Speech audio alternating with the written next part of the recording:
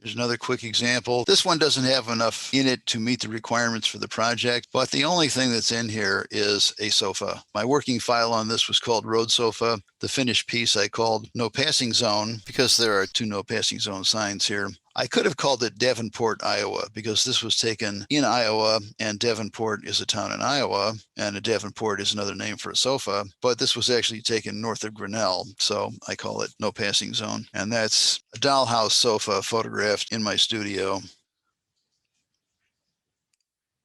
A shadow added to try to match the lighting of the scene, and that's all I did. A simple solution, but it doesn't meet the requirements of the project because I didn't put 3 elements in and change the color of something. 2 versions of that. That one, I thought the shadow was too long, so I went with that one. Here's me at the art gallery.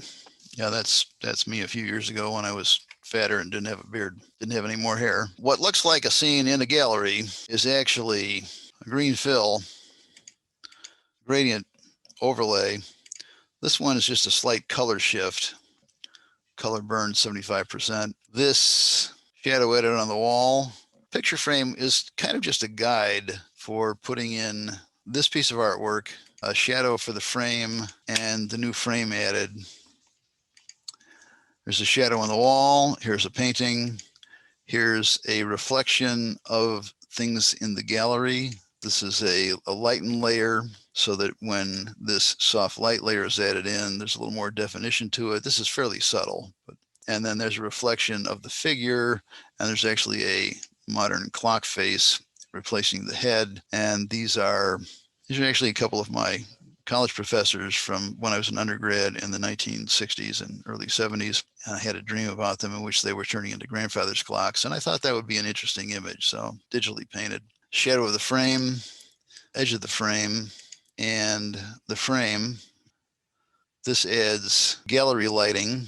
This is just a guide to get the perspective to match up. There's the foreground figure, and of course it wouldn't be complete without the image refracted in the glasses.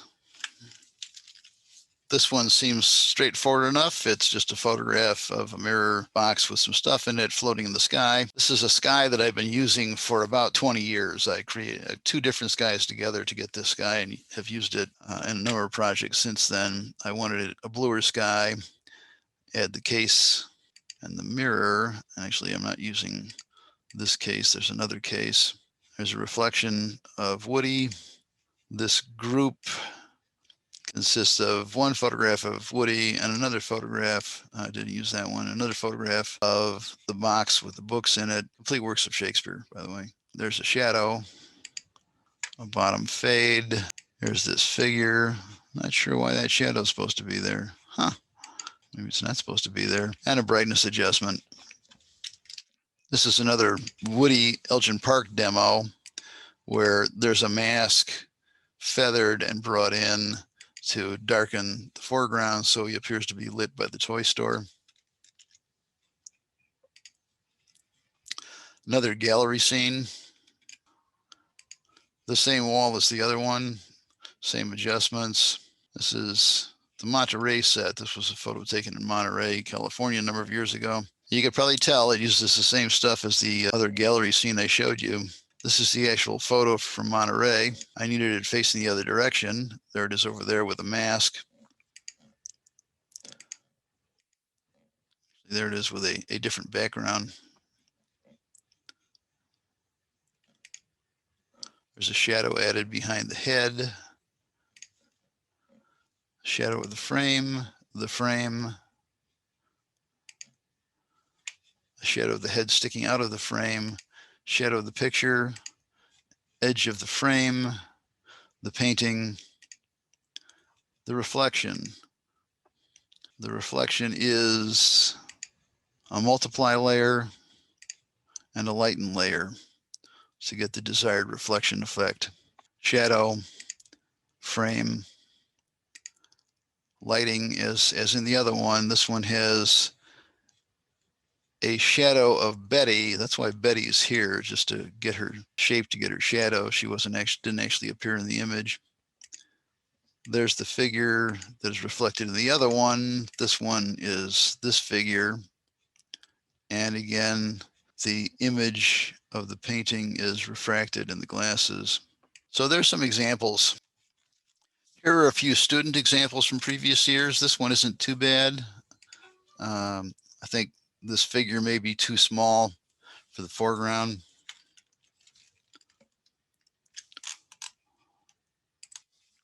This one's pretty good. The shadow of the figure is a bit ambiguous, but the shadow on the cars are quite sharp, so that's not quite right. This is Michael Paul Smith's hand, and this figure has been added. It's not too bad. It's really not quite correct, but it's sort of close.